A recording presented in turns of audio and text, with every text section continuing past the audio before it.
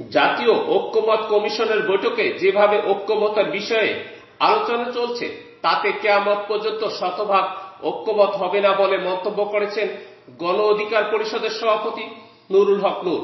তিনি বলেছেন, মূল বিষয়গুলো গত 3 দিনের মতো আজকে অমীমাংসিত। ঐক্যমত্য কমিশনের আগেকার আলোচনা শেষ করতে জাতীয় ঐক্যমত্য কমিশনের সঙ্গে রাজনৈতিক দলগুলোর দ্বিতীয় পর্যায়ের আলোচনার বিরতিতে এ মন্তব্য করেন নুরুল হক নূর। রোববার সকালে রাজধানীর বেইলি রোডের ফরেন সার্ভিস একাডেমিতে এ সভা হয়।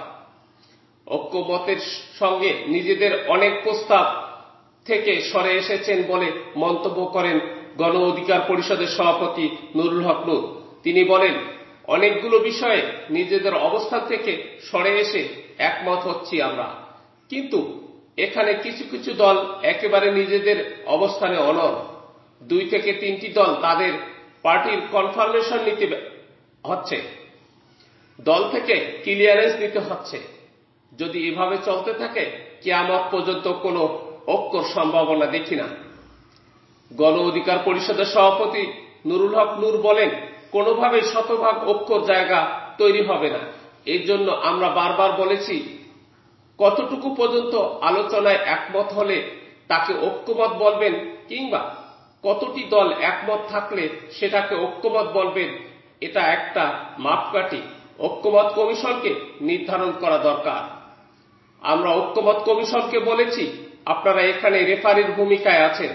সবার আলাপ আলোচনা শুনে আপনাদের একটা সিদ্ধান্তে পৌঁছাতে হবে।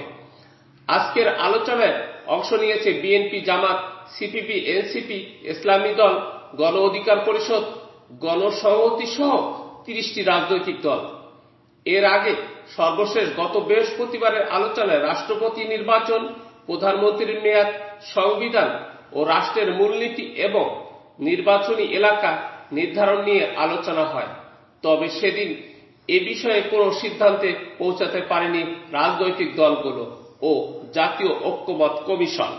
জাতীয় ঐক্যমত্য কমিশনের বৈঠকে যেভাবে ঐক্যমতের বিষয়ে আলোচনা চলছে তাতে কিয়ামত পর্যন্ত শতভাগ ঐক্যমত হবে না বলে মন্তব্য করেছেন গণ অধিকার পরিষদের সভাপতি নুরুল হক নূর।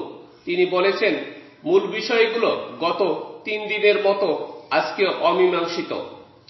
ঐক্যমত্য কমিশনের আগেকার আলোচনা শেষ করতে জাতীয় ঐক্যমত্য কমিশনের সঙ্গে রাজনৈতিক দলগুলোর দ্বিতীয় পর্যায়ের আলোচনার বিরতিতে এ মন্তব্য করেন নুরুল হক নূর।